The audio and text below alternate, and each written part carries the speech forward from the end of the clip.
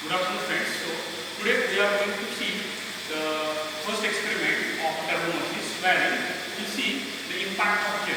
Wherein in this arrangement we will find that in case of an impact of jet there is a verification of impulse momentum principle. What is the aim of the experiment? The aim of the experiment is verification of impulse momentum principle. So how we are going to verify? We are going to verify it by getting the force exerted by the jet theoretically and by finding it experimentally. So wherein we will have the setup. So first of all we will try to understand the experimental setup. We will try to understand the experimental setup. So wherein we will find that in this experimental setup, look at, this is the experimental setup given by JP Techno, impact of a jet. Okay, so wherein we have different wings, flat plates or inclined planes at 30 degree and 60 degree, and then we will have a hemispherical plate also. Okay, then we have the differential lever mechanism and dead weight arrangement. We have a FRP coated measuring tank. We have the nozzle. We have the leak proof square box of a transparent side. This is a transparent box. So we find that here is basically we find a jet is provided. Here we find that red color jet is provided from where this is a nozzle. So red color is the nozzle. So from the nozzle a jet of water is exerted. So how this jet of water is exerted? Wherein we are giving it a head in terms of artificial head. So this artificial head is provided by a centrifugal pump. So wherein you will find that there is a centrifugal pump. So this centrifugal pump has an arrangement with this bypass valve and a main line. So the main line is going to the jet. So wherein you will find that there is a bypass valve mechanism. So either you will bypass the water coming from the pump or you are throwing the water to the jet. So when I open this valve or close this valve, what will happen? The jet, all the mass flow rate will be diverted to the jet. So wherein you will find that, see, look at, now I am either opening this valve or closing this valve. So why? Opening this valve, more of the water is now flowing through the bypass valve. Whereas when I close this valve, look at now, what is happening? A jet of water is now getting impacted. So look at inside the plate. So there is an inclined plate. Already we have attached inside. So there will be a flat plate.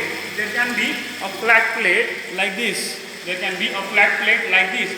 Or there can be a plate with the inclination of 30 degree like this.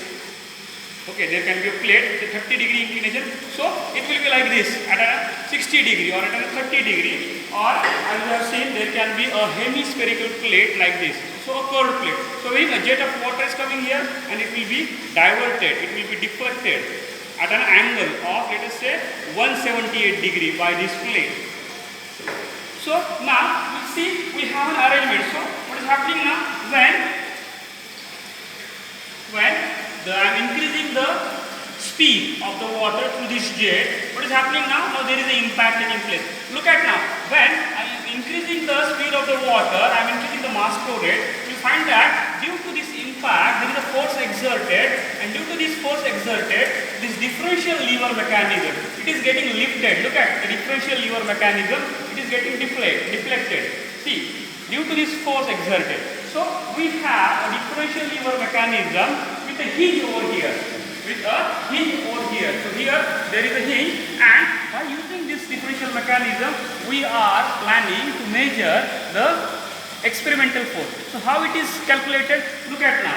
In this plate, when I am exerting a force by this jet, you will find that now it is having deflection. But before giving this jet, first of all, you must balance this plate. Look at, on this plate, we have a different weights on this side. So there can be a 25 gram weight, there can be a 100 gram weight, there can be a 50 gram weight. So different weights that we can arrange. So first of all, what I will do?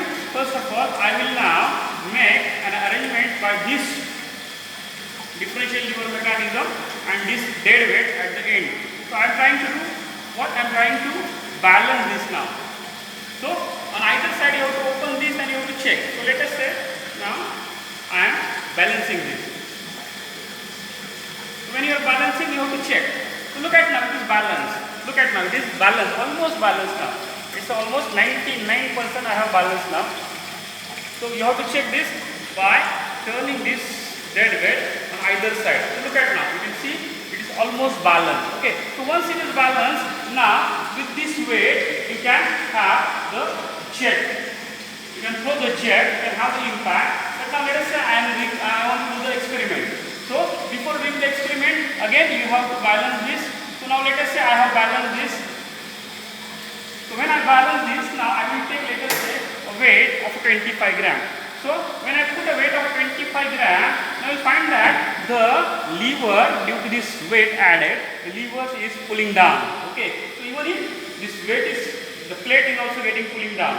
So now we have to open the jet, and by the impact of jet, what we are doing? We are balancing this weight. Look at it. By the impact, now I am balancing this weight, so that again you will find that it will come to the level. Look at now, with this jet, it is again with this 25 gram of a weight and with the jet force exerted. So you will find that now a moment is applied by this weight. So this weight into this distance, let us say this distance is y. Let us say this distance is y. So y into this dead weight, we are balancing this against our force exerted is F into this distance x. Okay, so F into x making a couple in this direction, whereas this weight and this lever distance y is making a couple in this direction. So we are trying to balance this weight. So whatever the force exerted, let us say now this 25 gram is the weight applied. So you have to convert that into a force. So this 25 gram into m into g. So you will be able to get what? This is the force exerted. And now what is the theoretical force exerted? The theoretical force exerted, we already know that from impulse flow equation, that is this gamma a v square by g. Okay, so gamma a v square by g, wherein how you determine v or how you determine a? So a you are determining by the area of the nozzle. So you have been given the diameter of the nozzle. So by using that you will be able to get the area of the nozzle, and then as far as the area of the nozzle is what? Now you measure the discharge to get the velocity. Now first of all we will see how to measure the discharge. So look at now, to measure the discharge, first of all there is an arrangement of a tank, a measuring tank, and a piezometer is provided. So first of all we will close this wall and we will try to now fill up this tank. Okay, we will try to fill up this tank. So we will try to measure the discharge. Now look at the piezometer. Look at the piezometer. So once this wall is closed, now we have to concentrate on the piezometer. So look at the piezometer. Now I will see in the piezometer when the water level rises up. Okay, when the water level rises up. So as in case of fluid mechanics, we have already studied how to measure the discharge in a measuring tank. Okay, so herein also now we will measure a discharge in a measuring tank by area of the tank into the rise. So now you can see here. See, now the rise has started. So let us say here I will start at 50. Okay, so from 50 to 150 for 100 cc. Okay, for 100 cc I will take the reading. So for 100 centimeter rise. Okay, so that area of the tank into this rise divided by the time. So I will start the stopwatch. Okay, I will start the stopwatch at 50 and till 150. What is the reading? What is the rise? And what is the time taken for that rise? That will measure. So by finding this A into R by T, you are getting the discharge. So by discharge already we know now. So discharge Q is equal to area into velocity. So we know now area of the nozzle. So you will be able to determine the velocity. So once you got the velocity, now we will be able to determine the theoretical force exerted, that is gamma A v square by g, or rho into Q into delta V. That is the impulse flow equation that we know, and we have converted that. So once you got this theoretical force, now you will be able to get the experimental force, that is the experimental force whatever that 25 gram. Okay, so you will be able to see now is different. So very important thing, once you measure the discharge, you have to open this wall. Otherwise what will happen? Once the discharge will go on increasing, so there will be overflow. So always remember to open this once your reading of a discharge is taken.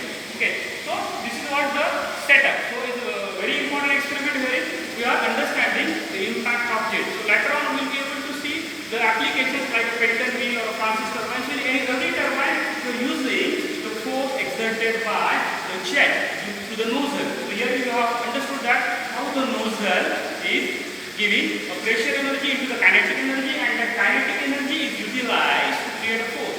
So later on, in case of Pelton wheel or Francis turbine, we will be able to see. So we'll stop here for the first experiment.